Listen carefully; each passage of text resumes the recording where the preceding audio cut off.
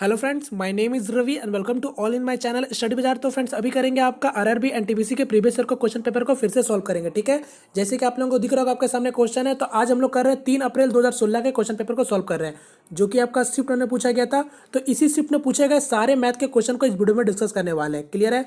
और ये होगा आज हमारा सेट नंबर 6, यानी मैंने आपको प्रीवियस 5 सेट आपको मैथ और रीजनिंग पूरा पूरा फुल कंप्लीट मैंने आपको करा दिया। ठीक है, तो इसी तरीके से हम लोग आगे बढ़ेंगे, फिर उसके बाद आपका चैप्टर वाइज मॉक लगाएंगे। क्लियर है?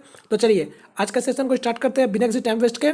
तो ये रहा मेरा आज का पहला क्वेश्चन। तो यहाँ पर सेशन स्टार्ट करने से पहले आप लोगों को एक बार फिर से याद दिला दूं कि इसका भी पीडीएफ आपको डिस्क्रिप्शन बॉक्स में मिल जाएगा। आप लोग वहाँ से डाउनलोड करके एक बार सारे क्वेश्चन को आप लोग खुद से देख सकते हैं। ठीक है, और जैसे कि मैं आपको बताता हूँ कि आप लोग वीडियो को पॉज करके अपने भी खुद साथ में सॉल्व करते चलिएगा। जहाँ आपको कोई डाउट होता है या फिर प्रॉब्लम आता है तभी जाके आप सोल्यूशन देखिएगा। ठीक है, तो इससे आपको पता चलेगा कि आप कहाँ फंस रहे हैं। ठीक है, चलिए क्वेश्चन की ओर आते हैं। तो देखिए, आपका पहला क्वेश्चन पूछा गया आपसे 7500 रुपये पर 2 वर्ष 4 महीने के लिए 12% का वार्षिक दर का चक्रवृद्धि ब्याज निकटतम रुपए में ज्ञात करें। इस ब्याज का गणना वार्षिक आधार पर की जाती है। तो सिंपल सा क्वेश्चन है। यहाँ पर आपको क्या निकालने बोल रहा है? चक्रवृद्धि ब्याज निकालने बोल रहा है, और ये आपका वार्षिक आधार पर निकालने बोल रहा है। तो यहाँ पर आपको क्या दे दिया गया? तो मूलधन दे दिया गया, यानी प्रिंसिपल आपको कितना दिया? तो 7500 रुपया दे दिया गया। रेट आपको दे दिया गया, यानी आपको ब्याज दर कितना दिया? 12% का ब्याज दर लग रहा है। और आपको समय कितना दिया? तो समय दिया है आपको 2 वर्ष 4 महीना। यहाँ पास जो आपको समय दिया है वो क्या दिया? 2 वर्ष 4 महीना। तो यहाँ पास आपको देख के थोड़ा सा अलग लग रहा होगा, क्योंकि अगर आपको देता है 1 साल 2 साल 3 साल तो आप इसको इजीली निकाल लेते हैं। ठीक है, मगर यहाँ पास आप सोच रहे होंगे 2 साल 4 महीना दे दिया तो इसको कैसे करेंगे। तो देखिए सिंपल सा, इसमें भी कुछ करने का कुछ खास नहीं है।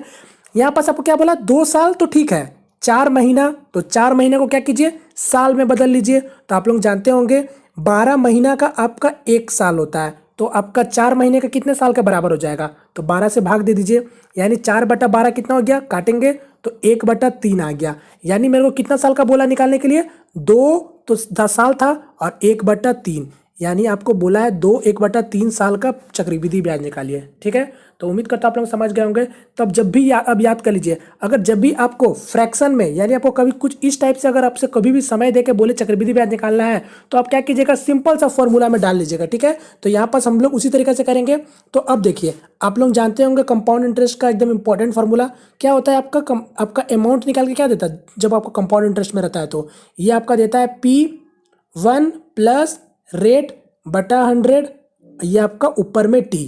तो ये आपको क्या निकाल के देता है? तो ये आपको अमाउंट निकाल के देता है, पूरा राशि निकाल के देता है, जिसमें आपका ब्याज प्लस मूलधन दोनों रहता है। और जब वही बोलता है कि कंपाउंड इंटरेस्ट निकालने के लिए, तो क्या करते हैं इसमें से? तो इसमें से आपका प्रिंसिपल को घटा देते हैं, वही आपका ये क्या हो जाता है? चक्रवृद्धि ब्याज हो जाता है। क्योंकि यह आपका क्या था? ये आपका पूरा था ब्याज प्लस आपका मूलधन, और यहाँ पास आपका अगर हम P घटा देंगे, यानी आपका प्रिंसिपल घटा देंगे, तो क्या दे देगा? वो आपका चक्रवृद्धि ब्याज बच जाएगा। तो अब देखिए, अगर आप यहां पास अगर आप चक्रवृद्धि ब्याज डायरेक्ट निकालेंगे तो आपको P माइनस करना होगा, यानी आपको मूलधन माइनस करेंगे। तो आप इसको थोड़ा सा बनाएंगे तो थोड़ा सा कैलकुलेटिव आपको हो जाएगा। तो यहां पास क्या कीजिए? डायरेक्ट आप क्या कीजिए? पूरा राशि निकाल दीजिए, फिर जाके आप यहां पास मूलधन आपको दिया है 7500, तो 7500 घटा दीजिएगा, तो वही आपका चक्रवृद्धि ब्याज हो जाएगा। ठीक है, तो उम्मीद करता हूं आप लोग समझ गए होंगे। तो यहाँ पास हम लोग डाल लेते हैं उसी तरीके से। तो आपका अमाउंट इक्वल टू क्या हो जाएगा? प्रिंसिपल, तो ये आपका 7500 है। अब आपका 1 प्लस रेट कितना था? तो 12% बटा 100। अब समय कितना दिया था? तो 2/1/3। ठीक है, 2/1/3 था, तो यहां पास आप 2 लिख लीजिए। अब 1/3 बच गया ना, तो उसको क्या कीजिएगा आप? यहां पर फिर से आपका 1 प्लस रेट कितना है? तो 12। अब 12 है, अब 12 के बाद क्या होगा? अब 12 रेट इंटू टाइम कितना बच रहा था आपका? 1/3 बच रहा था, तो बस गुना 1/3। अब भाग मतलब कितना हो जाएगा? 100 हो जाएगा। तो बस इसको सॉल्व कर लीजिए, आपका आंसर आ जाएगा जल्दी जल्दी। देखिए 3 का पाड़ा में ये आपका 4 बार में कट जा रहा। क्लियर है? यानी मेरा क्या आ गया? 1 प्लस 4/100। अब इसको सॉल्व कर लेते जल्दी जल्दी। तो देखिए यहाँ पास क्या करेंगे? तो ये आपका 7500 तो होगा ही होगा।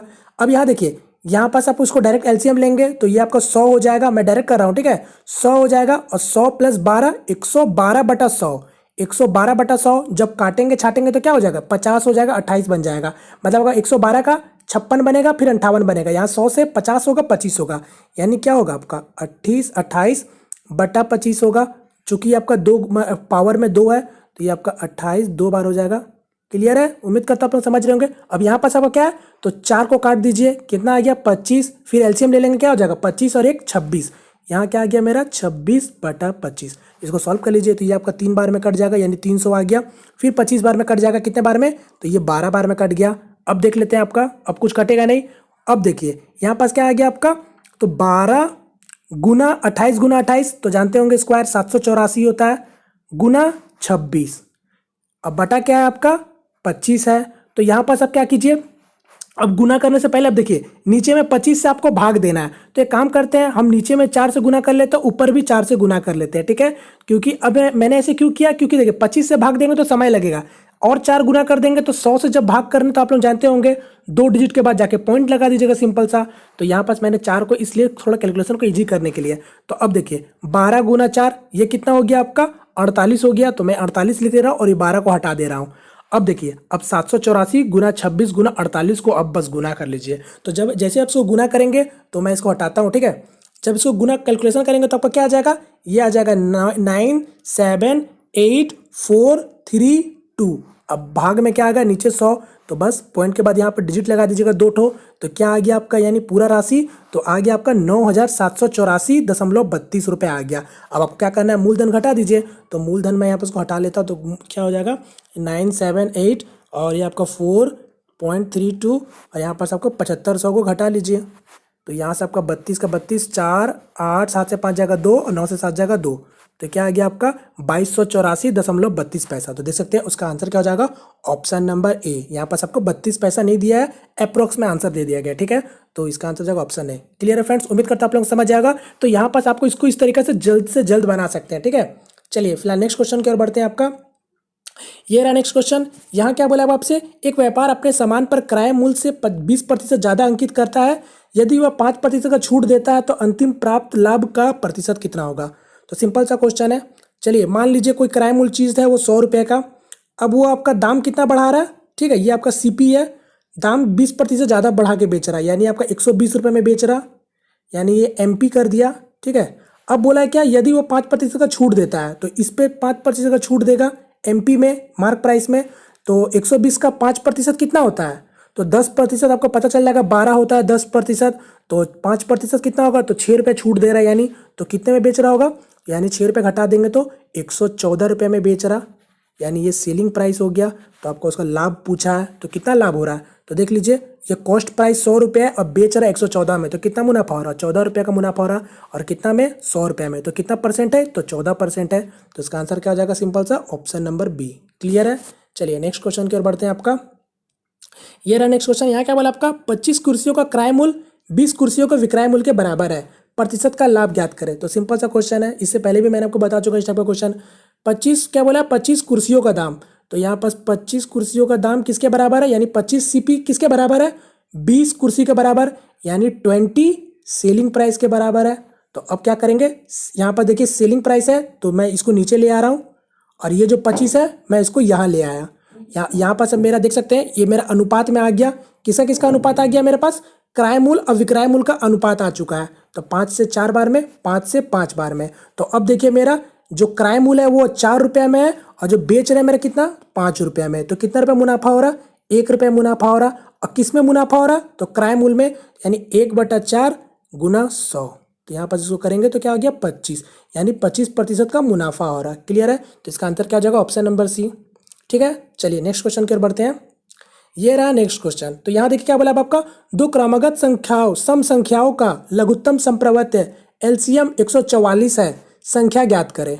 तो देखिए क्वेश्चन अच्छा क्वेश्चन है। क्या बोला आपका, कोई दो सम संख्या क्रमागत में है, ठीक है, उसका लघुत्तम आपको क्या बोल दिया 144 है, तो आपसे पूछा संख्या ज्ञात करें। तो देखिए इसको तो बेस्ट वे अगर मैं बताऊं कि अगर इसको किस तरीके से करेंगे तो आप आसानी सॉल्व कर सकते हैं, तो इसको आप डायरेक्ट ऑप्शन से ही बना लीजिएगा। ठीक है, फिलहाल मैं यहाँ पर सबको बताऊंगा कि किस तरीके से, इसको बेसिक भी बताऊंगा क्योंकि आपको बेसिक का तो नॉलेज होना ही चाहिए यहाँ पास, मगर आप ऑप्शन से जल्द बना सकते हैं। ठीक है, कैसे बना सकते हैं, तो देखिए ऑप्शन नंबर बी को देखिए, खैर इसका आंसर आपका ऑप्शन नंबर ए होगा। देखिए अगर ऑप्शन नंबर बी की बात करें तो देखिए क्या बोला है आपका, लघुत्तम 144 है। तो देखिए 14 और अगर 16 का अगर ये आपका आंसर बी अगर सही होता है तो 14 को इसको भाग दे देना चाहिए। तो 14 का पहाड़ा में आप देखेंगे तो 144 तो है, होता ही नहीं है, यानी ये तो आपका कभी होगा ही नहीं आंसर। 18 का और 20 का बात करेंगे तो देखिए 20 का पहाड़ा में 144 तो कभी आएगा ही नहीं। खैर 18 अठे तो आ जाता है, मगर 20 का पहाड़ा में तो आएगा ही नहीं, तो यानी ये भी नहीं होगा।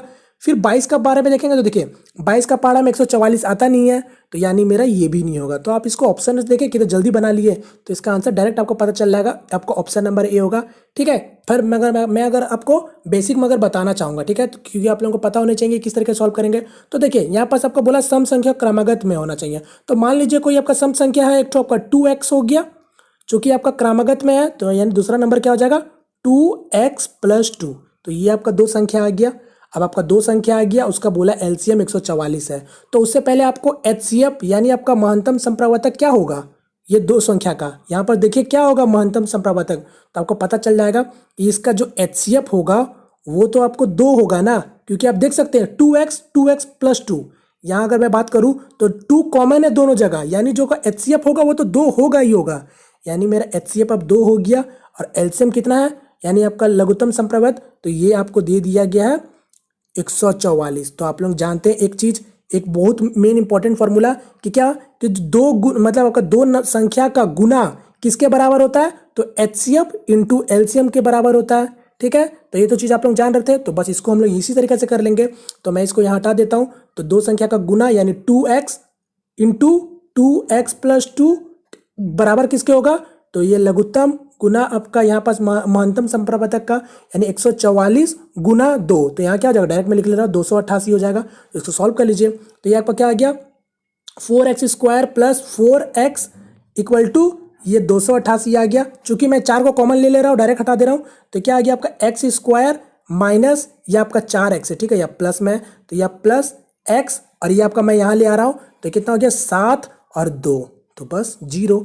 ये आपका इक्वेशन बन चुका है। आप x का वैल्यू निकाल लीजिए। अब 72 है तो आप x का वैल्यू क्या आ जाएगा, तो देखेंगे 9 और 8, 9 × 8 72, 9 - 8 आपका, ठीक है। तो यानी आपका x का वैल्यू क्या आ जा रहा है, आपका एक आपका 9 आ जा रहा जो कि आपका माइनस में हो रहा है, और एक आपका 8 आ जा रहा। क्लियर है, जब आप इसको सॉल्व करेंगे दो वैल्यू आ रहा, चूंकि आपका ये माइनस में है तो ये तो कभी होगा नहीं, यानी आपका x का वैल्यू क्या होगा 8 होगा। तो देखिए मैंने क्या कौन सा दो संख्या माना था, मतलब एक 2x एक 2x + 2, तो यहाँ पर 2x क्या हो जाएगा, तो 8 × 2 16, यानी जो मेरा पहला नंबर होगा 16 और आपका क्रमागत में है तो 16 और एक 18 हो जाएगा। तो उसका आंसर हो जाएगा ऑप्शन नंबर ए। क्लियर है, उम्मीद करता हूँ समझे होंगे। चलिए नेक्स्ट क्वेश्चन की ओर बढ़ते हैं।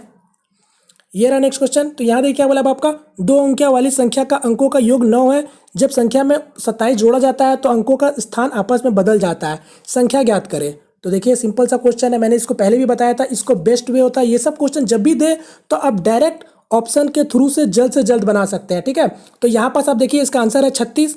अब 36 है तो चेक कर लीजिए 36 में देखिए दो अंकिया को संख्या का योग 9 है। खैर यहाँ देखेंगे ऑप्शन में 5 4 9 ये भी हो रहा, 6 3 9 ये भी हो रहा, 8 1 9 ये भी हो रहा, और 7 2 9 ये भी हो रहा है। मगर आगे बढ़ेंगे, ये मेरा आंसर 36 है। ठीक है, तो 36 वाले को चेक करेंगे। जब संख्या में 27 जोड़ेंगे, यानी 27 जोड़ दिए इसमें, 7 6 13 3 2 5 6, क्या बोला 27 जोड़ने से क्या हो रहा है, अंकों का स्थान आपस में बदल जाते हैं। यानी जब 27 जोड़े तो उसका आपस में संख्या बदल रहे हैं स्थान, यानी देखिए 3 और 6 जब बदलेगा तो क्या हो जाएगा 6 और 3 हो जाएगा। तो ये बदल जा रहा है कि नहीं, देखिए दोनों जगह आपका सेम है कि नहीं, तो यानी आपका संख्या क्या है 36 ही है। ठीक है, और मैं बेसिक की अगर बात करूँ तो बेसिक मैं आपको इससे पहले भी बता चुका हूँ, फिर भी यहाँ भी बता देता हूँ। तो देखिए दो संख्या क्या हो जाएगा एक्स वाई की आपका क्या बोल दिया, एक्स वाई है आपका, कोई दो संख्या मैंने मान लिया, x + y आपको बोल दिया वो आपका 9 है।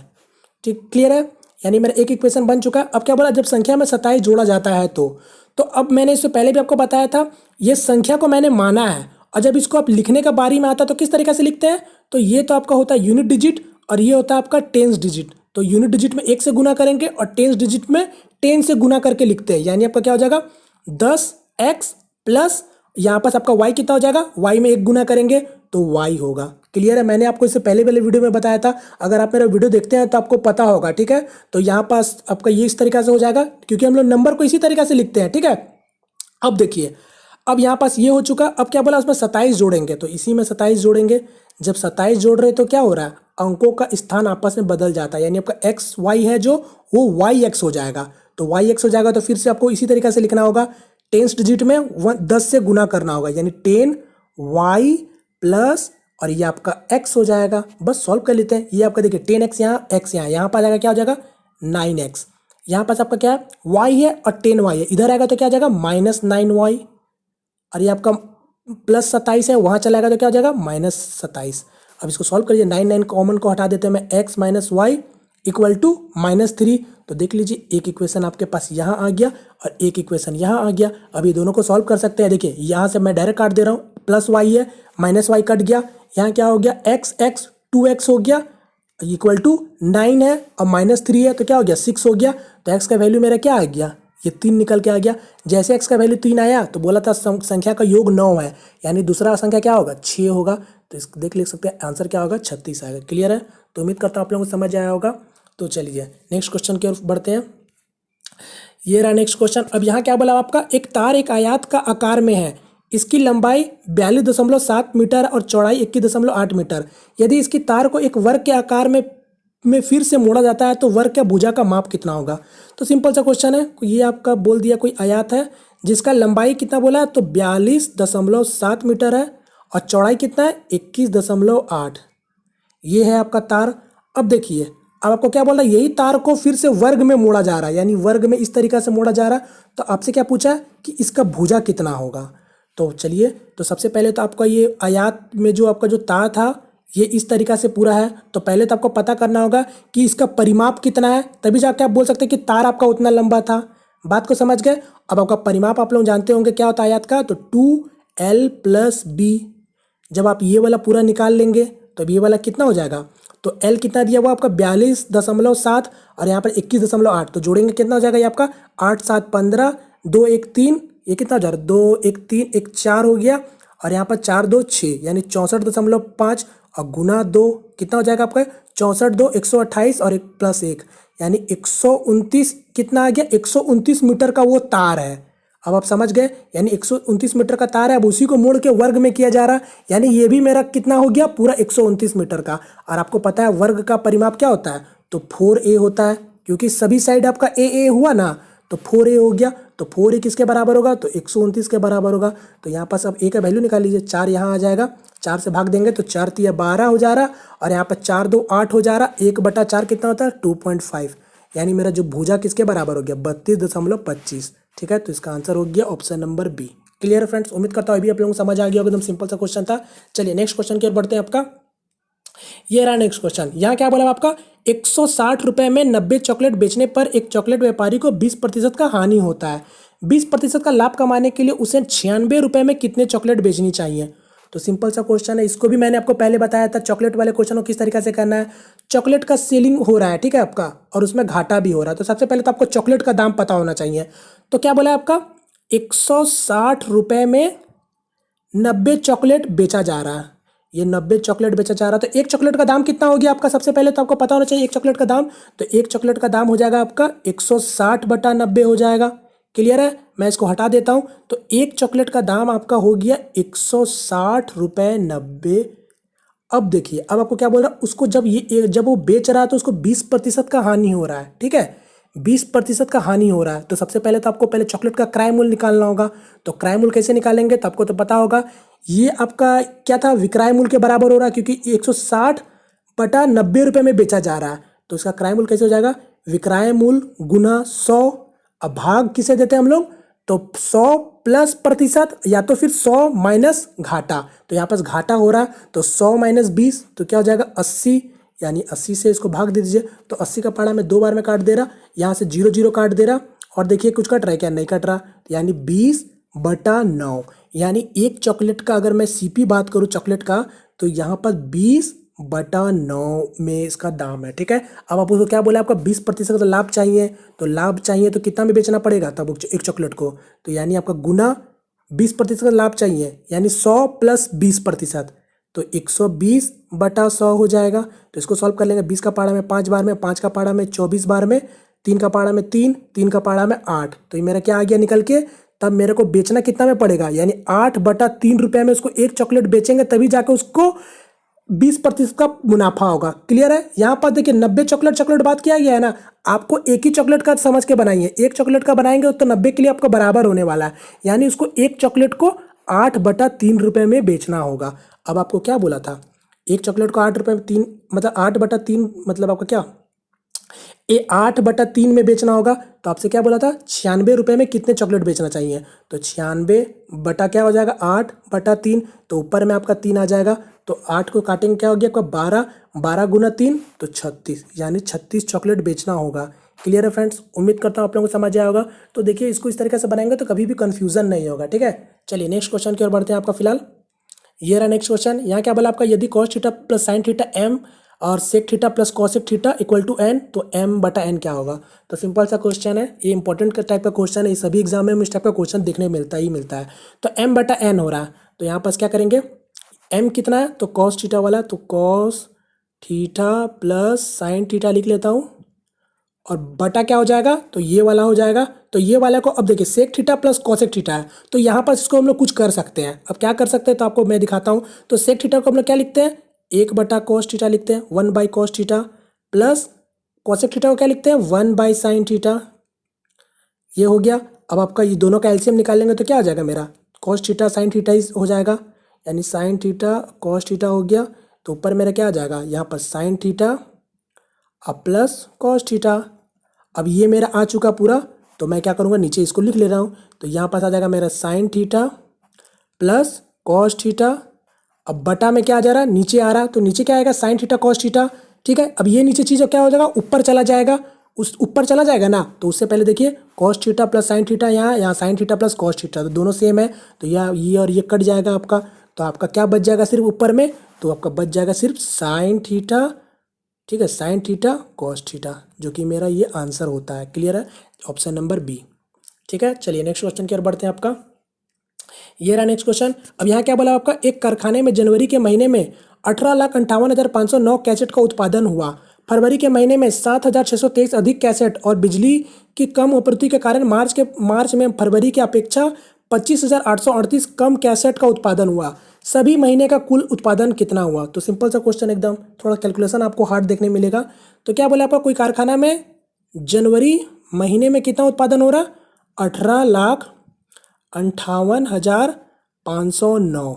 ठीक है, ये बोला गया। फिर क्या बोला, फरवरी महीने में 7,623 अधिक हुआ और, ठीक है, यानी फरवरी महीने में 7,623 अधिक हुआ है। तो चलिए 7,623 अधिक हुआ है, तो मैं इसको जोड़ लेता हूँ कि यानी कितना हुआ होगा, 9 3 12, 2 1 3, 6 5 11, 8 7 15, 1 16, और यहाँ 5 1 6 और 8। ठीक है, यानी फरवरी महीने में उसका कितना उत्पादन हो रहा है, तो ये इतना उत्पादन हो रहा, यानी मैं इसको बॉक्स में बंद कर लेता हूँ। और ये जनवरी में इतना उत्पादन हुआ। अब क्या बोला, मार्च में, और बिजली के कम आपूर्ति के कारण मार्च में फरवरी के अपेक्षा 25,838 कम कैसेट हुआ उत्पादन हुआ। यानी फरवरी का उपेक्षा का बात किया गया, तो यानी आपका कितना कम हो रहा होगा फरवरी से, तो 25,838 कम हो रहा है। तो यहाँ पास आपका कितना हो जाएगा, तो 12 से 8 जाएगा 4 हो गया, या 12 से 3 जाएगा क्या होगा 9 हो गया, 10 से 8 जाएगा 2 हो गया, 5 से 5 0, 6 से 2 जाएगा 4 और 18। यानी जो मार्च महीना में आपका उत्पादन हुआ कितना हुआ, 18,40,294। तो आपको तीनों महीना का निकल चुका, बस जोड़ दीजिए, आपको यही पूछा है ना तीनों महीना का, तो तीनों महीना का जोड़ देंगे। तो देखिए 9 2 11, 11 4 15, तो यानी 15 होगा। अब देखिए ऑप्शन को ध्यान देके चलिएगा, मैं आपको बताता हूँ बार बार कि आपको ऑप्शन को भी जरूर ध्यान देते चलना होता है। ठीक है, अगर ऑप्शन को ध्यान देंगे तो आपका काम जल्द से जल्द हो सकता है। तो यहाँ देखिए क्या आ रहा है, लास्ट में 5 आ रहा। अब देखेंगे तो यहाँ 8 है, तो ऐसे ही कट गया, ये भी कट गया। अब ये वाले में देखेंगे 5 5 दोनों में। चलिए एक डिजिट और आगे बढ़ जाते हैं। तो 15 में आपका 5 लिख लिया, एक मैंने कैरी कर लिया, 3 और 1 4। ठीक है, 4 और 9 13, तो यहाँ पास 13 आ गया। अब देखेंगे कौन सा, तो देखिए 13 यहाँ से आपको दिख रहा होगा 3 और 5, तो इसका आंसर क्या हो जाएगा, डायरेक्ट ऑप्शन नंबर सी टिक मार दीजिएगा। ठीक है, कोई जरूरत नहीं है आपको पूरा चेक करने का। इसमें आप पूरा करेंगे तो कुछ ना कुछ सेकंड आप जरूर आपका लगेगा, तो वो सेकंड को आपको बचा के रखना है। क्लियर है, चलिए नेक्स्ट क्वेश्चन की ओर बढ़ते हैं। फिलहाल आपका ये रहा नेक्स्ट क्वेश्चन। यहाँ क्या बोला आपका, संजय और जैकब एक ही बिंदु से विपरीत दिशा में 7 मीटर प्रति सेकंड तथा 5 मीटर प्रति सेकंड के गति से दौड़ना शुरू करते हैं। 42 मिनट बाद वो एक दूसरे के कितने दूरी पर होंगे। तो सिंपल सा क्वेश्चन ये भी है, कोई क्या बोल रहा है आपका, कोई बिंदु है और कोई 2 जन है, संजय जैकब एक ही बिंदु से विपरीत दिशा पे दौड़ रहे हैं। मतलब आपका कहीं मान लीजिए संजय आपका इस दिशा में दौड़ रहा है और जैकब जो है, जैकोब है, वो आपका इस दिशा में दौड़ रहा है। क्लियर है। अब क्या बोला आपका, संजय यहाँ दौड़ रहा है और ये आपका कोई जैकोब है। ठीक है। संजय का क्या गति है, तो 7 मीटर प्रति सेकंड का गति है, और जो है क्या नाम है जैकोब का, उसका गति है 5 मीटर प्रति सेकंड। तो आपसे क्या पूछा है कि 42 मिनट बाद वो एक दूसरे का कितने दूरी पर होगा।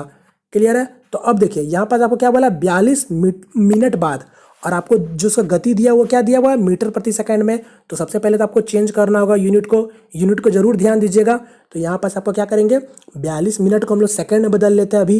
तो 42 को क्या करेंगे, मिनट को सेकंड में बदलने के लिए गुना 60 से। तो यहाँ पर मैं 60 को गुना कर दे रहा हूँ, तो क्या आ जाएगा आपका 0, 6 2 12, 6 6 24 और 1 25, यानी कितना आ गया टोटल 2520 सेकंड में वो लोगों के बीच में कितना दूरी होगा, ये निकालना है अब आपका। तो अब देखिए एक सेकंड में वो लोगों के बीच में कितना दूरी हो रहा है। सबसे पहले तो ये देख लीजिए, एक सेकंड में आपका संजय 7 मीटर प्रति सेकंड भाग रहा और आपका जैकब 5 मीटर प्रति सेकंड भाग रहा। तो एक सेकंड में वो लोगों के बीच में अंतर कितना हो रहा, 7 और 5 का अंतर हो रहा, यानी 12 मीटर का अंतर हो रहा। बात को समझ गए, एक सेकंड में 12 मीटर का अंतर हो रहा। तो अब निकाल लीजिए 2520 मीटर में कितना का अंतर होगा, तो बस गुना कर लेंगे 2520 से। तो यहाँ पास आपका क्या हो जाएगा, 12 जीरो हो जाएगा, 12 2 24 हो गया, 2 12 25 60 और 2 62 और 2 हो गया 6 और 12 2 24 और 6 30, यानी क्या आपका निकल गया आंसर आके 30,240 मीटर आया। ठीक है, मीटर वालों के बीच में दूरी हुआ। अब यहाँ पास ऑप्शन देखेंगे तो सभी आपका किलोमीटर में है। तो आप लोग जानते होंगे मीटर को किलोमीटर में कैसे चेंज करते हैं, तो भाग दे दीजिए 1000 से। तो जब 1000 से भाग देंगे तो यानी 3 डिजिट के बाद जीरो लगाएंगे। तो यहाँ पास आपका 3 डिजिट के बाद मैंने यहाँ पर जीरो लगा दिया। तो यहाँ पर इसका आंसर क्या हो जाएगा, 30.24 किलोमीटर। तो यहाँ पर देख सकते हैं ऑप्शन नंबर ए। क्लियर है। चलिए नेक्स्ट क्वेश्चन की ओर बढ़ते हैं। फिलहाल आपका ये रहा नेक्स्ट क्वेश्चन। यहाँ क्या बोला आपका, 45 रुपये वर्ग मीटर के दर से एक 65 DM इंटू 30 DM वाले कमरे का ढकने का लागत ज्ञात करें।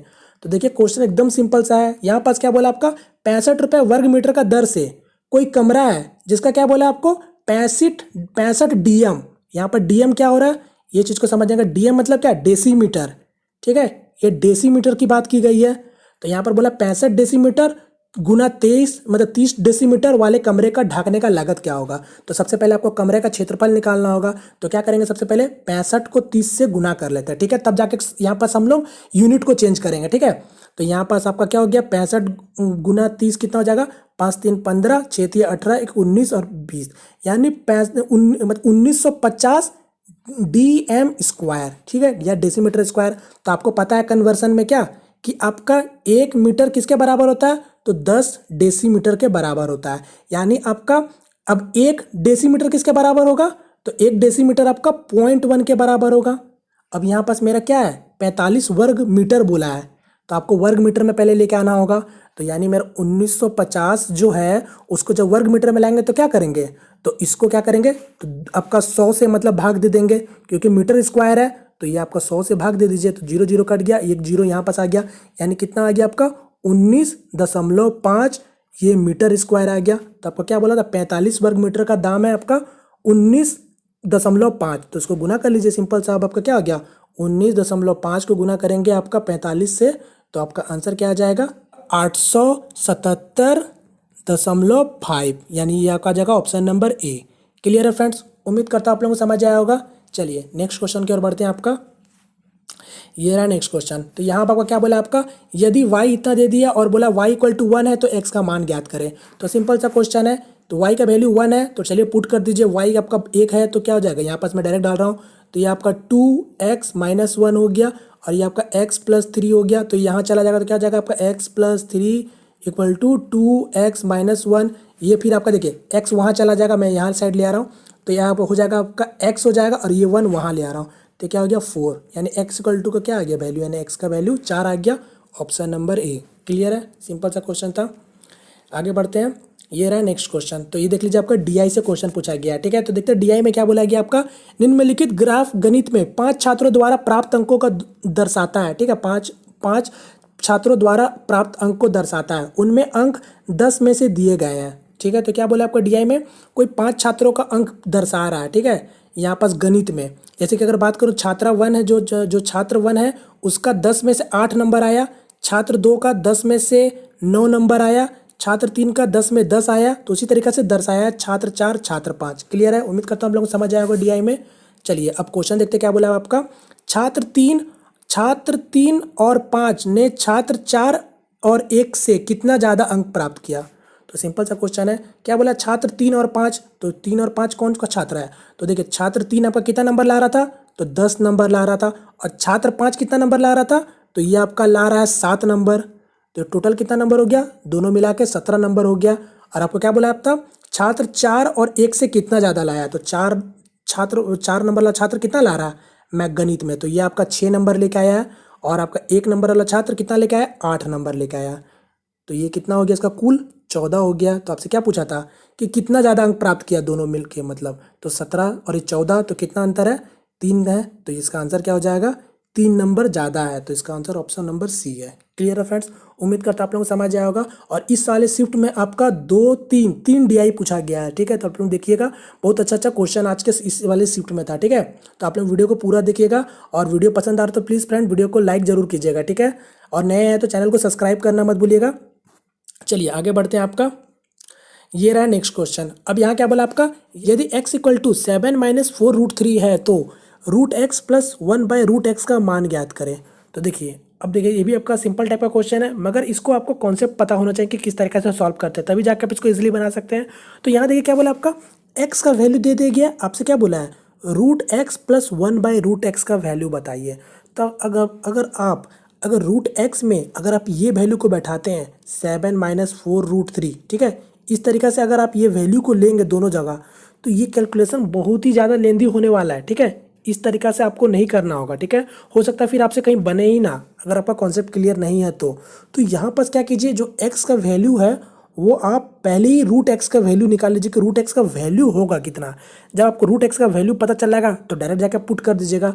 तो अब यहाँ √x का वैल्यू कैसे निकालेंगे, तो देखिए यहाँ x इक्वल टू क्या दिया, 7 माइनस 4√3।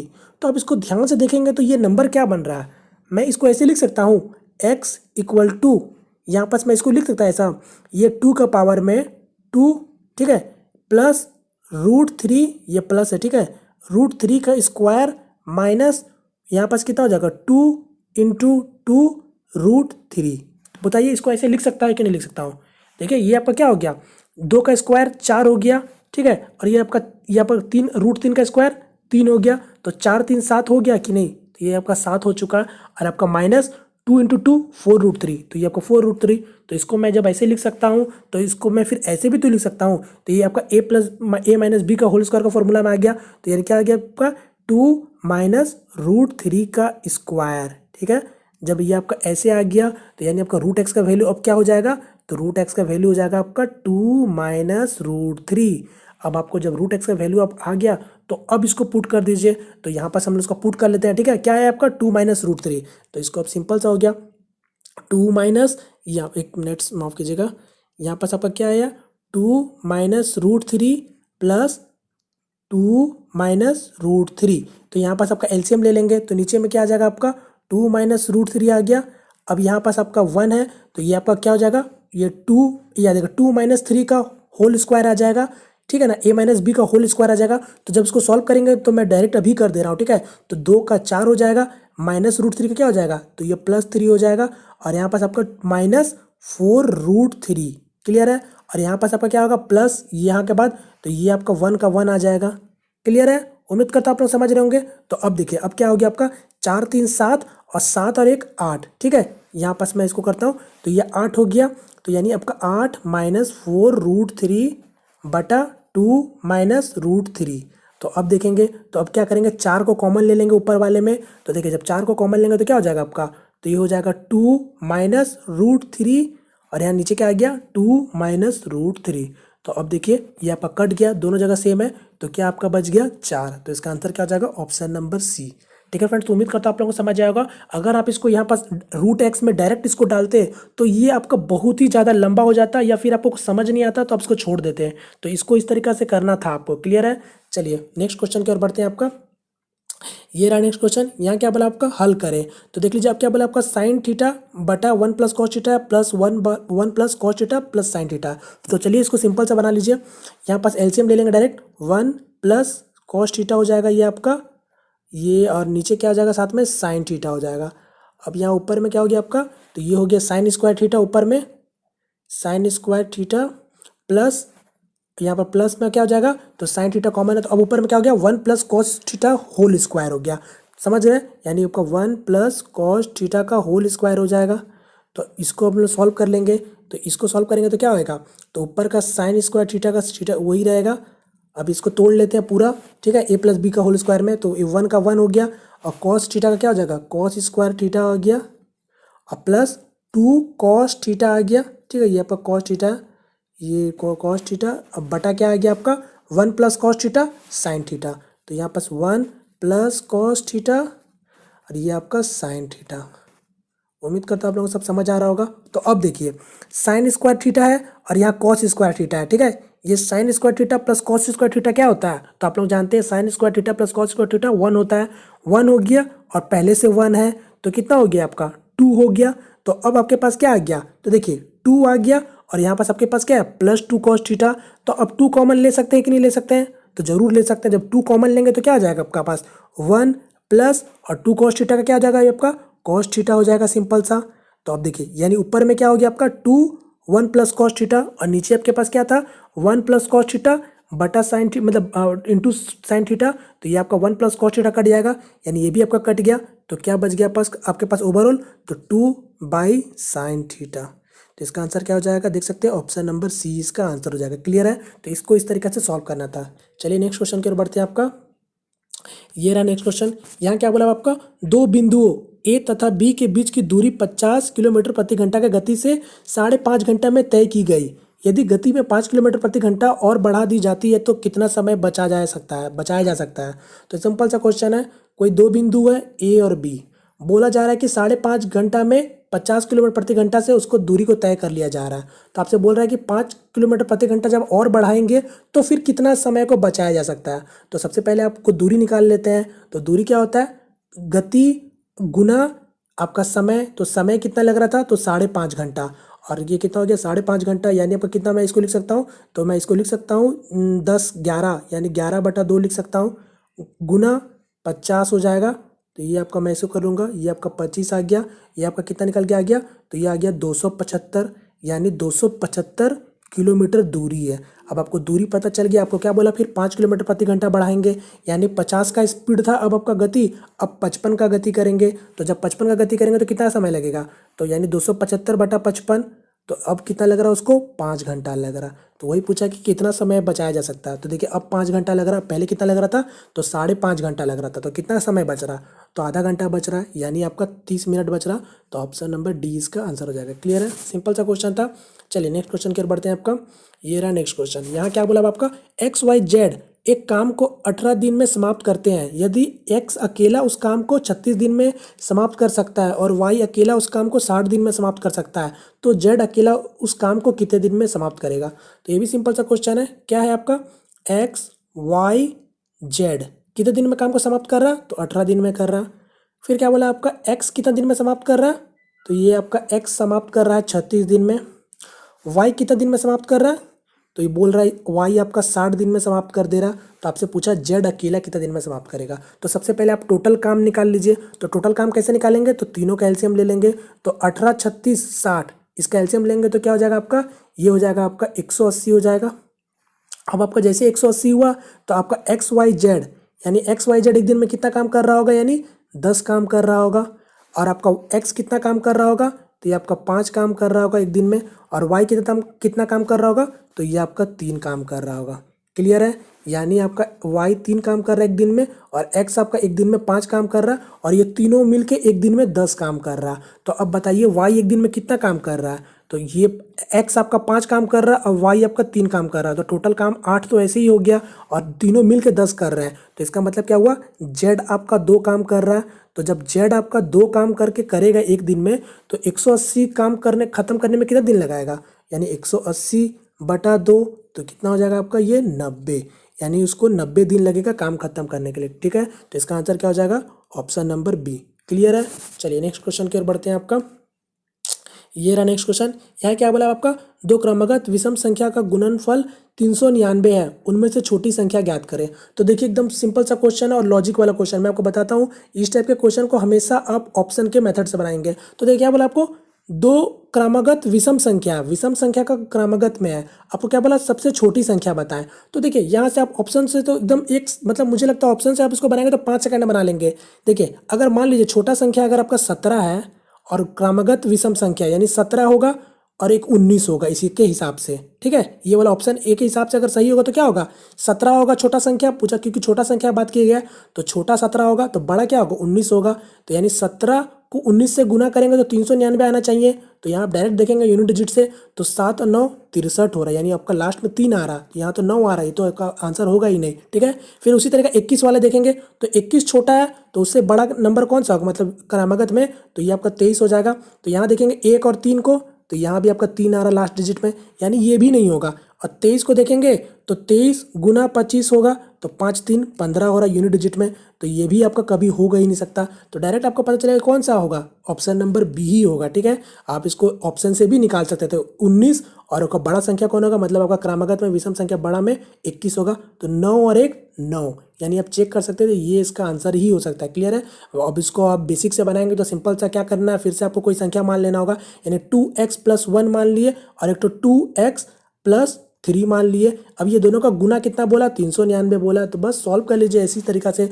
यहाँ 4x² तो 3 2 6 हो गया, यहाँ पर आपका 2x हो गया और +3 हो गया और ये कितना आ गया 399 हो गया। तो बस सॉल्व कर लेंगे तो 4x² और ये आपका 6 2 8x हो गया और ये आपका 399 इधर आ जाएगा, कितना हो जाएगा ये आपका, तो ये हो जाएगा आपका 396 हो गया = 0। तो अब आपको क्या कीजिए 4 कॉमन ले लीजिए, तो क्या हो गया आपका x² + 2x और ये आपका कितना हो गया, ये आपका 9 × 36 और 3 और 4 9।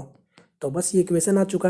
अब यहाँ से आप उसका x का वैल्यू निकाल लीजिए। तो देखिए 99 है तो कैसे होगा 11 और 9 होगा, तो 11 + 11 - 9 तभी जाके 2x देगा। तो यानी आपका x का वैल्यू क्या आ रहा, एक तो आपका -11 आ रहा और एक तो आपका 9 आ रहा, तो -11 तो होगा नहीं, यानी x का वैल्यू 9 होगा। तो बस इसमें डाल दीजिए, तो 9 2 18 और 1 19, तो इस तरीका से भी करेंगे तो 19 ही आने वाला है। क्लियर है। तो ये तो आपका बेसिक था, मैं मगर आपको बनाना किस तरीका से ऑप्शन से देख के बनाना है। क्लियर है। चलिए नेक्स्ट क्वेश्चन की ओर बढ़ते हैं। फिलहाल आपका ये रहा नेक्स्ट क्वेश्चन, तो सलीकरण से है तो बनाते जल्दी जल्दी। 9/13 है, अब भाग है तो भाग को क्या करेंगे पलट देंगे कि, तो यहाँ पर भाग है तो मैं गुना किया तो क्या हो जाएगा उल्टा हो जाएगा, यानी 26 आपका ऊपर चला जाएगा और 18 आपका नीचे आ जाएगा। उसी तरीके से फिर यहाँ भाग है तो गुना करूंगा तो क्या करूँगा 52 आपका ऊपर चला जाएगा, 90 नीचे आ जाएगा। बस सॉल्व कर लीजिए। 13 2 26, 9 2 18, 2 2 कट गया, यहाँ 52/90 आ गया, यानी इसको 26 हो गया और यहाँ आपका 90 का 45 हो चुका। तो उसका आंसर क्या हो जाएगा 26/45, ऑप्शन नंबर सी। क्लियर है। चलिए नेक्स्ट क्वेश्चन की ओर बढ़ते हैं। आपका ये रहा नेक्स्ट क्वेश्चन, तो देख लीजिए आपको डीआई से क्वेश्चन पूछा गया, ठीक है। चलिए डीआई को समझते हैं। क्या बोला गया आपका, एक व्यक्ति का आय नीचे दिए गए पाई चार्ट द्वारा दर्शाई गई है। यदि उसकी कुल आय 3,60,000 रुपये है, ठीक है। तो यहाँ पास आप लोगों को शायद नहीं दिख रहा होगा, यहाँ पर उसका लोगो लगा हुआ है, तो 3,60,000 रुपये आय है, ठीक है। आप लोग जब डाउनलोड करेंगे तो आप लोग देख लीजिएगा, ये 3,60,000 रुपये आय दिया है किसी व्यक्ति का, ठीक है। तो बोला है आपको क्या, तो उसके दूसरे सप्ताह की आय ज्ञात करें। तो देखिए आपका सिंपल सा है, क्या बोला आपका, ये कोई पाई चार्ट है जिसमें आपका कोई व्यक्ति का आपको आय दर्शाया गया। पहला हफ्ता में 90 डिग्री है, दूसरा हफ्ता में 120 डिग्री से है और तीसरा हफ्ता में 105 डिग्री से है और चौथा हफ्ता में 45 डिग्री से है, ठीक है। आपसे क्या क्वेश्चन पूछा है, तो उसके दूसरे हफ्ते का सप्ताह का आय ज्ञात करें, यानी दूसरा हफ्ता कौन सा है 120 डिग्री वाला है। तो सिंपल सा क्वेश्चन है। तो यहाँ पास आपको कोई परसेंट में करने की जरूरत नहीं है। अगर आप सोच रहे हैं 120 को पहले परसेंट में बदल के फिर इसका इतना परसेंट निकाल लेंगे तो बात घुमा फिरा के वही होगा, ठीक है। कुछ इसमें करने की जरूरत नहीं है फिलहाल। तो आप लोगों को पता होगा ये कितने पूरा डिग्री का होता है, तो 360 डिग्री का होता है। तो यानी ये 360 डिग्री कितने का बराबर है, पूरा कुल आय 3,60,000 के बराबर है। तो यहाँ पास मैं 3,60,000 को लिख ले रहा हूँ, यानी मेरा 1 डिग्री कितने का बराबर हो गया, तो ये हो गया आपका 1,000 के बराबर। क्लियर है। तो आपसे क्या पूछा है दूसरे सप्ताह का बताइए, तो दूसरा सप्ताह कितना डिग्री है, तो 120 डिग्री है और 1 डिग्री मेरा 1,000 है, तो कितना हो जाएगा दूसरा सप्ताह का, तो गुना 120, तो क्या आ जाएगा आपका 1,20,000 आ जाएगा। उम्मीद करता हूँ आप लोग समझ रहे होंगे। तो इसका आंसर आ जाएगा ऑप्शन नंबर बी, ठीक है। चलिए नेक्स्ट क्वेश्चन की ओर बढ़ते हैं। आपका ये रहा नेक्स्ट क्वेश्चन, तो देख लीजिए आपका फिर से अब डीआई से क्वेश्चन पूछ लिया गया, ठीक है। तो देखते हैं डीआई में क्या बोला। अब आपका निम्नलिखित तालिका 6 विषय में 4 छात्रों का प्रतिशत अंकों को दर्शाती है। तालिका पर विचार करें और उस पर आधारित सवालों का जवाब दें। तो देखिए सिंपल सा क्वेश्चन क्या बोला गया आपका, डीआई को समझते हैं। क्या बोला आपका, यहाँ पर 6 विषय में 4 छात्रों का प्रतिशत में अंक दर्शाया जा रहा है। जैसे कि अगर मैं बात करूँ स्मिता का, ठीक है, स्मिता का गणित में 75%, विज्ञान में 80%, इतिहास में 65, भूगोल में 68, अंग्रेजी में 72, हिंदी में 65। ठीक है, ये आपका स्मिता का 6 विषय में अंक प्रतिशत मतलब प्रतिशत दर्शाया जा रहा है। ठीक है, उसी तरीके का सा 4 छात्रों का बताया गया, स्मिता है, शिल्पा है और शीला है। ठीक है, तो ये आपका समझ आ गया होगा। अब क्वेश्चन देखते हैं क्या बोला आपका, कुल उच्चतम अंक किसने प्राप्त किए हैं। तो आपसे क्या पूछा, सबसे ज्यादा अंक किसने प्राप्त किया है। तो सिंपल सा यहाँ पर चेक कर लेंगे सभी का। तो देखिए स्मिता का आपको दिख रहा होगा, यहाँ पर देखिए 75, 80, 65, 68, 72, 65। तो आप ये सभी को जोड़ेंगे, यहाँ पर स्मिता को जोड़ेंगे, शिल्पा को जोड़ेंगे, शीला को जोड़ेंगे, जिसका ज़्यादा होगा वही आपका कुल अंक ज़्यादा लाया होगा। क्लियर है। तो यहाँ पास अगर आप थोड़ा सा ध्यान देंगे तो आपको पता चलेगा क्या कि ये जो शिल्पा का है ना, खैर आपका स्मिता का तो पहले ही निकल जाएगा, क्योंकि यहाँ देखिए शिल्पा का 82 है, 88 है, ठीक है, 70 है, मतलब 69 है, 71 है, 70 है। यहाँ पर इसका मैक्सिमम नंबर 70 तक जा रहा है। यहाँ पर देखिए 65 नंबर तक गया है, तो ये तो कभी आपका होगा ही नहीं। यहाँ ज़्यादा सबसे ज़्यादा हमको शिल्पा का ही लग रहा है। ठीक है, तो यहाँ पर आप देखेंगे स्मिता का थोड़ा सा आपको लोगों को डाउट में होगा, तो आप ये दोनों का निकाल लीजिएगा तो आपको पता चल जाएगा। खैर यहाँ पर आपका जिस सबसे ज़्यादा अंक जो है वो शिल्पा का है। ठीक है, तो इसका आंसर हो जाएगा ऑप्शन नंबर सी। क्लियर है। चलिए नेक्स्ट क्वेश्चन की ओर बढ़ते हैं। तो नेक्स्ट क्वेश्चन फिर से आपका वही डीआई से है। ठीक है, तो अब देखते हैं डीआई में क्या बोला आपका, विज्ञान में प्राप्त औसत अंक गणित की तुलना में कितना अधिक है। तो चलिए निकाल लेते हैं विज्ञान में प्राप्त औसत अंक। तो विज्ञान का पूरा नंबर निकाल लीजिए। ठीक है, तो यहाँ पास कितना आपका 8 5 13, 13 7 20, 2 8 16, 8 चौके 32 और 2 34। ये आपका हो गया कितना, यहाँ पास आपका क्या हो गया, ये आपका विज्ञान का हो गया 340। आपका गणित का निकाल लेते हैं फिलहाल।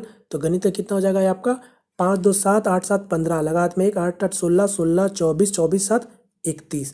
तो अब कितना ज़्यादा है, तो देखिए 340 है यहाँ और ये 315 है, तो कितना ज़्यादा दिख रहा है आपको, कितना ज़्यादा है, ये आपका 25 ज़्यादा है। तो इसका आंसर क्या होगा, 25 होगा, ऑप्शन नंबर सी। क्लियर है। चलिए नेक्स्ट क्वेश्चन की ओर बढ़ते हैं आपका। ये रहा नेक्स्ट क्वेश्चन। तो यहाँ क्या बोला आपका, विज्ञान की एक परीक्षा में छात्रों द्वारा प्राप्त अंकों का औसत मीन क्या है। तो यहाँ पर क्या बताना है, मीन बताना, सिंपल सा। तो यहाँ पर क्या करेंगे, सभी का नंबर को जोड़ के आपका वो उतना छात्रों से मतलब जितना छात्र होंगे उससे भाग दे देंगे। तो ये सबको जोड़ लेंगे, तो सबको जब जोड़ेंगे तो ये आपका नंबर आ जाएगा 822 आ जाएगा। अब यहाँ पर कितना छात्र है, 1 2 3 4 5 6 7 8 9 10 11 12 13 14 15। तो 15 से इसको भाग दे दीजिए। तो 15 से भाग देंगे तो क्या हो जाएगा, 15 पचे 75 हो गया, 7 हो गया, 7 और 2 फिर ये 15 चौके 60 हो जाएगा। और यहाँ पास आपका बच जाएगा कितना, 60 और 12 जीरो, यानी कितना हो जाएगा आपका 12 8 120, यानी क्या आ गया 54.8। तो इसका आंसर हो जाएगा ऑप्शन नंबर ए। ठीक है, तो इसका मीन हो जाएगा 54.8। क्लियर है। चलिए नेक्स्ट क्वेश्चन फिर बढ़ते हैं आपका। तो नेक्स्ट क्वेश्चन फिर आपका सलीकरण से है। ठीक है, तो देखते हैं सिंपल सा सलीकरण है। तो सबसे पहले क्या करना है, ये वाले को सॉल्व करना है। ठीक है, तो 6 से 3 जाएगा, क्योंकि यहाँ पर देखिए बोर्ड मास का ध्यान रखिएगा। तो सबसे पहले छोटा ब्रैकेट, फिर मिडिल ब्रैकेट, फिर सबसे बड़ा ब्रैकेट। तो छोटा ब्रैकेट को सॉल्व करेंगे तो कितना आ गया आपका, ये 6 से 3 जाएगा 3। अब चूंकि क्या फिर है, जैसे आप 3 को होगा तो पहले ये ब्रैकेट आ गया, तो 2 + 5 गुना 3, तो 5 3 15, अब 15 2 17। ठीक है, यानी मेरा इतना दूर तक कितना आया, 17 आ गया। अब आपका क्या है 26 है, ये बड़ा ब्रैकेट आ गया बीच में, तो ये आपका 26 आ गया, यानी 26 में से 17 जाएगा तो कितना हो जाएगा ये आपका, तो ये आपका 9 हो जा रहा। अब आपका 9 आ गया। अब बाहर में कितना है 12, 12 - 9 कितना होगा, तो 3 हो जाएगा। तो आंसर हो जाएगा ऑप्शन नंबर बी। क्लियर है। चलिए नेक्स्ट क्वेश्चन की ओर बढ़ते हैं। ये रहा नेक्स्ट क्वेश्चन। तो यहाँ देखिए क्या बोला है आपका, जय और जॉय का आयु अनुपात 5:2 है, उनकी आयु का योग 63 है, 9 वर्ष बाद उनकी आयु का अनुपात कितना होगा। तो सिंपल सा क्वेश्चन है, कौन कौन है, एक जय है और एक आपका जॉय है। क्या अनुपात है, तो 5:2 है। उनका आयु का योग कितना बोला है, तो 63 बोला है। तो यानी 5 इसका जय का और जॉय का कितना है 2, कितना हो गया टोटल 7। तो कितना योग है, तो 63 का बराबर है। यानी एक रेशियो का वैल्यू कितना हो जा रहा, तो ये आपका 9 हो जा रहा। यानी एक रेशियो का वैल्यू 9 है, तो आपका जय कितना साल का है, यानी 5 रेशियो है, तो 9 5 45 और ये 9 2 18।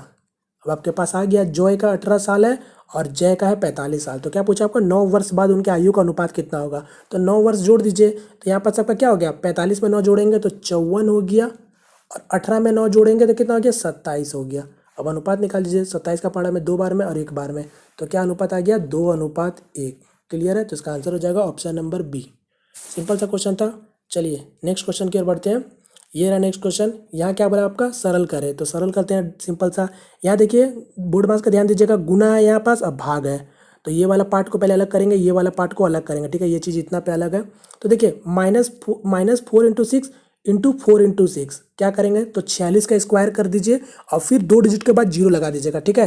तो 46 का स्क्वायर क्या हो जाता है आपका, यहाँ 4 से 16 हो जाता है, 4 आपका 25 में से 21 यानी 21 हो जाता है, 2116 हो जाता है 46 का स्क्वायर। चूंकि आपका पॉइंट है तो यहाँ पास आपका एक पॉइंट यहाँ लग जाएगा 2 डिजिट के बाद, और ये माइनस माइनस प्लस हो चुका है, क्लियर है।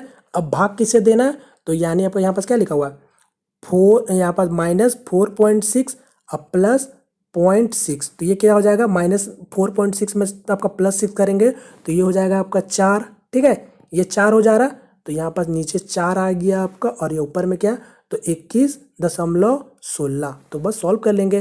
तो माइनस तो आपका तय है होना, तो माइनस तो होगा। अब 4 का पारा में काटेंगे तो 4 × 5 = 20 हो गया, 1 और 1, ठीक है। तो क्या कितना हो गया, ये आपका 2 हो जा रहा, ठीक है। ये 2 हो गया, और 3 और 9, अब कितना डिजिट के बाद था, तो 1 डिजिट के बाद था, 2 डिजिट के बाद मतलब, तो आंसर क्या हो गया -5.29।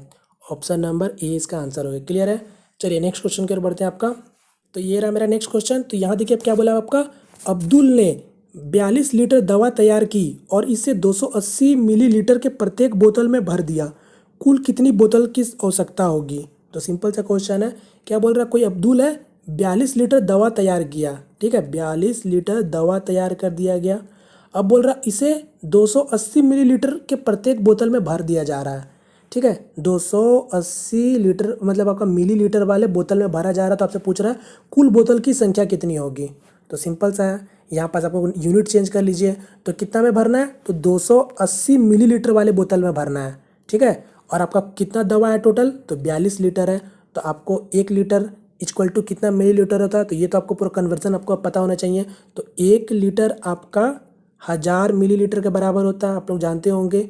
यानी मेरा ये 42 लीटर कितने मिलीलीटर के बराबर हो जाएगा, तो 42 गुना 1000, यानी मेरा कितना निकल के आ गया 42,000 आ गया, 42,000 मिलीलीटर आ गया। अब बता दीजिए 42,000 मिलीलीटर के लिए कितना बोतल लगेगा, जब आपका एक बोतल में 280 मिलीलीटर समा रहा है तो यानी इसको क्या होगा, इसको डिवाइड कर दीजिएगा। तो 0 0 के यहाँ से कट गया, 14 का पारा में 2 बार में, 14 का पारा में ये 3 0 0, 3 का पारा में 150, तो क्या आ गया आपका, यानी 150 बोतल का आवश्यकता पड़ेगी, क्लियर है।